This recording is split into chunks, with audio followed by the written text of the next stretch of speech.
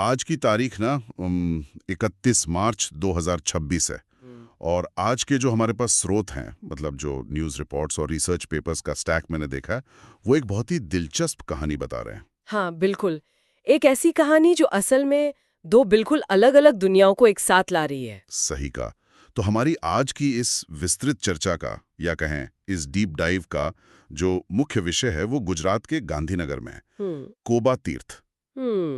जहां आज महावीर जयंती के शुभ अवसर पर वो सम्राट संप्रति संग्रहालय का भव्य उद्घाटन हुआ है। बिल्कुल। और हमारा मिशन आज ना सिर्फ इस इमारत या इस न्यूज़ रिपोर्ट को पढ़ना नहीं है, बल्कि हम ये डिकोड करने वाले हैं कि कैसे प्राचीन भारतीय ज्ञान और 3 लाख से भी ज्यादा ऐतिहासिक पांडुलिपियां, मतलब मैन्यूस्क्रिप्ट्स, आज के इस आधुनिक युग से टकरा रही हैं। और ये टकराव बहुत ही खूबसूरत है, क्योंकि हम सिर्फ इतिहास की बात नहीं कर रहे हैं, हम आज की तकनीक की भी बात कर रहे हैं। हाँ, तो नैना, एक जिज्ञासु दोस्त की तरह शुरुआत करना चाहता हूँ। मतलब जब मैंने ये पढ़ा तो मुझे लगा कि ये सिर्फ एक और म्यूजियम का उद्घाटन नहीं है। बिल्कुल नहीं। यहाँ जो बात सबसे आकर्षक है वो ये है कि ये संग्रहालय महावीर जैन आराधना केंद्र का हिस्सा है। ठीक है, तो आइए इसे थोड़ा विस्तार से समझते हैं। मतलब न्यूज़ रिपोर्ट्स में जो आंकड़े दिए गए हैं ना, वो सच में दिमाग घुमा देने वाले हैं। हाँ, वो 3 लाख दुर्लभ पांडुलिपियों वाला आंकड़ा। हाँ, 3 लाख। मतलब अगर हम इसे आज की भाषा में समझने की कोशिश करें तो ये ना ताड़ के पत्तों और भोजपत्रों पर लिखी गई एक प्राचीन हार्ड ड्राइव जैसी है। अरे वाह, ये एनालॉजी बहुत सटीक है ना? मतलब जैसे पुरानी हार्ड ड्राइव में डेटा एनकोड होता है, वैसे ही इन पत्तों में सदियों का ज्ञान, दर्शन और विज्ञान एनकोड किया गया है। और इन्हें आज के समय में संरक्षित करना सबसे बड़ी चुनौती है। आज की हमारी डिजिटल हार्ड ड्राइव्स तो 10-15 साल में खराब हो जाती हैं। हाँ, डेटा करप्ट हो जाता है एकदम। सही कहा। लेकिन इन जैविक सामग्रियों को, मतलब इन पत्तों को इतने सालों तक कीड़ों और नमी से बचाकर रखना, ये अपने आप में एक बहुत बड़ी वैज्ञानिक उपलब्धि है। सच में अद्भुत है ये। और इसी संदर्भ में ना प्रधानमंत्री का वो बयान मुझे बहुत दिलचस्प लगा, जो उन्होंने उद्घाटन के समय दिया। जहां उन्होंने 3 धाराओं के संगम की बात की थी। बिल्कुल।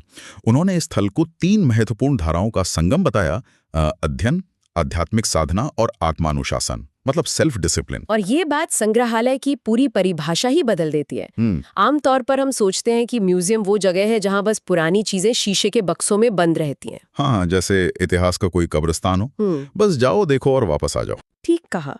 लेकिन प्रधानमंत्री द्वारा बताए गए अध्ययन और आत्मानुशासन के नजरिए से देखें तो ये ज्ञान का एक जीवंत इकोसिस्टम बन जाता है। मतलब उन पांडुलिपियों में जो लिखा है उसे सिर्फ सहेजना काफी नहीं है। तो उसे कैसे इस्तेमाल किया जाना चाहिए? उसे पढ़ना चाहिए। मान लीजिए किसी पत्ते पर मानसिक शांति का कोई सूत्र है। जब तक कोई साधक या रिसर्चर उसे पढ़कर अपने जीवन में, अपने आत्मानुशासन में नहीं उतारता, तब तक वो सिर्फ स्याही और एक पत्ता ही है। क्या बात है! मतलब उस ज्ञान को प्रैक्टिकल बनाना होगा। बिल्कुल। उसका व्यावहारिक महत्व यही है कि ज्ञान को आचरण में बदला जाए। लेकिन यार, यहाँ बात सच में बहुत दिलचस्प हो जाती है। मतलब एक बहुत बड़ा सवाल मेरे दिमाग में आ रहा है। हाँ, बताइए। ये जो ताड़ के पत्तों पर लिखा 2000 साल पुराना ज्ञान है, इसे हम आज की युवाओं तक कैसे पहुंचाएंगे? क्योंकि आज की पीढ़ी तो 30 सेकंड की रील्स वाली पीढ़ी है ना। हाँ, अटेंशन स्पैन बहुत कम हो गया है। वही तो, उनके लिए कोई प्राचीन पांडुलिपि देखना तो शायद बहुत ही बोरिंग हो सकता है। और यहीं पर इस संग्रहालय के अंदर का वो तकनीकी संगम सामने आता है, जहां प्राचीन और आधुनिक दुनिया मिलती हैं। अच्छा, तो उन्होंने इसके लिए क्या किया है? जो जानकारी हमारे स्रोतों में है उसके मुताबिक इस पूरे म्यूजियम को 7 विषयगत दीर्घाओं में, मतलब 7 थीमैटिक गैलरीज में बांटा गया है। और इनमें क्या क्या रखा गया है? इसमें 2000 से अधिक दुर्लभ वस्तुएं हैं, जैसे पुरानी मूर्तियां, प्राचीन सिक्के और वो बहुत ही बारीक वाले लघु चित्र, मिनिएचर पेंटिंग्स ना? हाँ, बिल्कुल। और ये गैलरीज एक कहानी की तरह डिजाइन की गई हैं। जैसे पहली गैलरी नवपद और जैन धर्म के मूल सिद्धांतों को दर्शाती है। मूल सिद्धांत? जैसे वो 3 सिद्धांत जिनकी बात अक्सर होती है। सही कहा। सम्यक दर्शन मतलब राइट फेथ, सम्यक ज्ञान मतलब नॉलेज, और सम्यक चरित्र यानी राइट कंडक्ट। तो मतलब ये सब अमूर्त विचार हैं, एब्स्ट्रैक्ट है ना ये सब। इन्हें सिर्फ दीवारों पर लिखकर तो नहीं समझाया जा सकता। बिल्कुल नहीं। और यही आधुनिक तकनीक का मास्टर स्ट्रोक आता है। उन्होंने यहाँ डिजिटल डिस्प्ले और ऑडियो विजुअल मतलब एवी तत्वों का बहुत अच्छा इस्तेमाल किया है। तो क्या हम इसे ऐसे कह सकते हैं कि ये प्राचीन ज्ञान पर ऑगमेंटेड रियलिटी या एआर का चश्मा लगाने जैसा है? बहुत ही बेहतरीन एनालॉजी है ये। हाँ, बिल्कुल ऐसा ही है, ताकि ये सदियों पुरानी फिलॉसफी बोरिंग न लगे। तो एक इंटरैक्टिव अनुभव बन जाए, राइट? हाँ, उदाहरण के लिए तीसरी गैलरी में 24 तीर्थंकरों की कहानियों का चित्रण है। जब युवा वहां जाते हैं तो ऑडियो विजुअल के जरिए वो सिर्फ ये नहीं रटते कि सही चरित्र क्या है। तो वो क्या महसूस करते हैं? वो विजुअल्स के जरिए अमूर्त विचारों को काम करते हुए देखते हैं। इससे नई पीढ़ी में क्रिटिकल थिंकिंग मतलब आलोचनात्मक सोच विकसित होती है कि कोई सिद्धांत क्यों बनाया गया था। ये तो सच में कमाल का तरीका है इतिहास को जिंदा करने का। हम्म लेकिन यहाँ एक और रहस्य है जो मुझे इन स्रोतों में मिला। वो महान व्यक्तित्व जिनके नाम पर ये सब है। हाँ, सम्राट संप्रति। तो इस सब का असल मतलब क्या है? जब मैंने पढ़ा कि ये संग्रहालय उनके नाम पर है तो मैं सोच में पड़ गया। क्यों, क्या हैरानी हुई आपको? यार, हम इतिहास में मौर्य साम्राज्य के बारे में इतना कुछ पढ़ते हैं, चंद्रगुप्त मौर्य, चाणक्य, महान अशोक, लेकिन अशोक के पोते के बारे में इतना कम क्यों जानते हैं? ये एक महत्वपूर्ण सवाल खड़ा करता है। सम्राट संप्रति 5वें मौर्य सम्राट थे। लगभग 224 से 215 ईसा पूर्व उनका शासन था। और उन्हें जैन अशोक भी कहा जाता है ना? बिल्कुल। इतिहास में दर्ज है कि उन्होंने जैन धर्म के लिए वही किया जो अशोक ने बौद्ध धर्म के लिए किया था। लेकिन जो आंकड़े मैंने देखे वो तो चौंकाने वाले हैं। मान्यताओं के अनुसार उन्होंने 4.5 लाख जैन मंदिर, जिन्हें देरासर कहते हैं, वो बनवाए। हाँ, और 1.5 करोड़ मूर्तियां स्थापित करवाईं। 1.5 करोड़?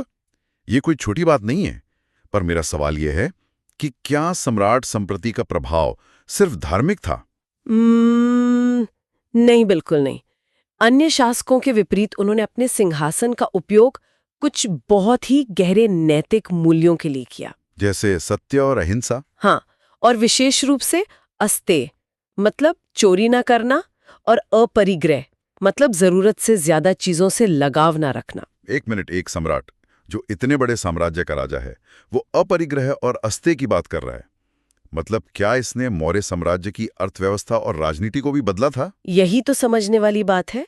उनका शासनकाल इस बात का बहुत बड़ा प्रमाण है कि सत्ता या राजशाही का उपयोग सिर्फ युद्ध लड़ने या राज्य के विस्तार के लिए नहीं होता। तो उन्होंने इसे प्रशासन में कैसे लागू किया? उन्होंने समाज में नैतिक मूल्यों को संस्थागत बना दिया था, मतलब एथिक्स को सिस्टम का हिस्सा बना दिया। जब राजा अपरिग्रह की बात करता है तो वो खजाने का इस्तेमाल अपने ऐशो आराम के लिए नहीं बल्कि जन कल्याण के लिए करता है। ओहो, मतलब वो करप्शन और लालच के खिलाफ एक सिस्टम बना रहे थे। बिल्कुल सही। सच में ये तो इतिहास का एक अनसुना पहलू है। लेकिन अब अगर हम इसे आज की व्यापक तस्वीर से जोड़कर देखें तो 31 मार्च 2026 के दिन एक बहुत ही गजब का कॉन्ट्रास्ट देखने को मिलता है। हाँ, उस दिन जो अन्य उद्घाटन हुए उनका जिक्र कर रहे हैं आप। हाँ, मतलब एक तरफ हम भोजपत्र और ताड़ के पत्तों पर लिखे अपरिग्रह के सिद्धांतों का जश्न मना रहे हैं, और दूसरी तरफ उसी दिन उसी गुजरात में 5,100 करोड़ रुपए का अहमदाबाद धुलेरा एक्सप्रेसवे लॉन्च हो रहा है। और सिर्फ इतना ही नहीं, और भी कुछ है। बिल्कुल।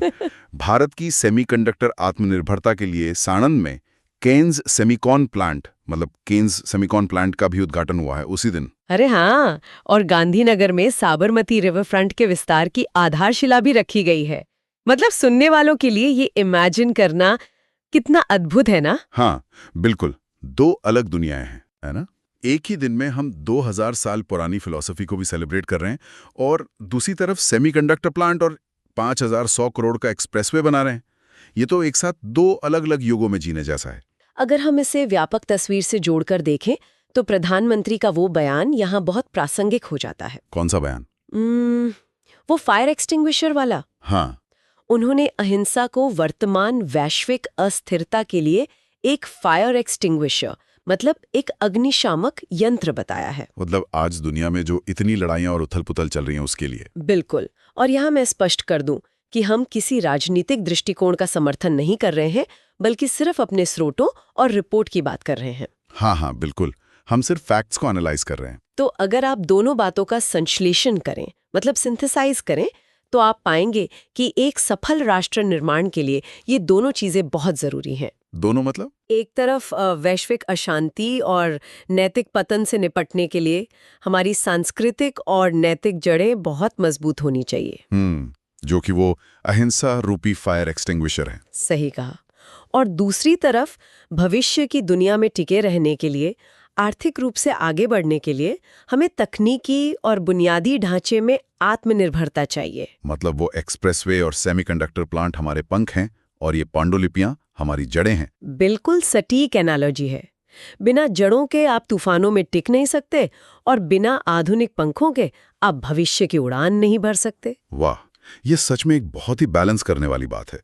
तो अगर हम आज की इस पूरी चर्चा का, इस डीप डाइव का एक त्वरित सारांश निकालें, तो हमने आज क्या-क्या डिकोड किया? हमने देखा कि कैसे एक गुमनाम से ऐतिहासिक सम्राट, मतलब सम्राट संप्रति की कहानी आज भी प्रासंगिक है।